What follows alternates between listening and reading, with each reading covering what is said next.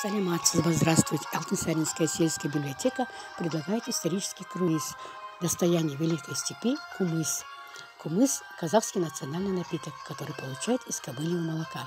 Древнегреческий историк Геродот еще в V веке до нашей эры восхищался умением кочевников-скифов производить кумыс из кобыльего молока. Но скифы втайне хранили искусство приготовления этого напитка. Только начиная с XII века нашего времени в летописях европейских путешественников встречаются сведения о технологии приготовления этого напитка и его эффективных действиях на организм человека. Лечебные свойства кумыса известны с древнейших времен. Как гласит легенда, кумыс наделяет женщину красотой, а мужчину вливает чудесные силы и здоровье. Этот уникальный напиток подразделяет на следующие виды. Уус кумыс готовится на молозе, саумал недоброженный, жас кумыс молодой однодневный кумыс, кунан кумыс двухдневный, дунен кумыс трехдневный кумыс, бал кумыс приготовленный с добавлением меда или сладости.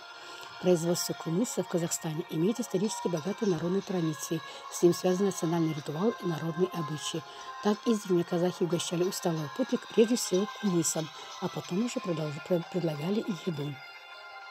Современная народная медицина использует кумыс для эффективного лечения туберкулеза легких. Он рекомендуется при болезнях желудочно-кишечного тракта, печени, авитаминозах, анемии, для укрепления иммунной и нервной систем человека. Кумыс стимулирует обновление клеток организма, вливает в него живительные силы и омолаживает организм человека. Кумыс в походах кочевников был напитком и пищей.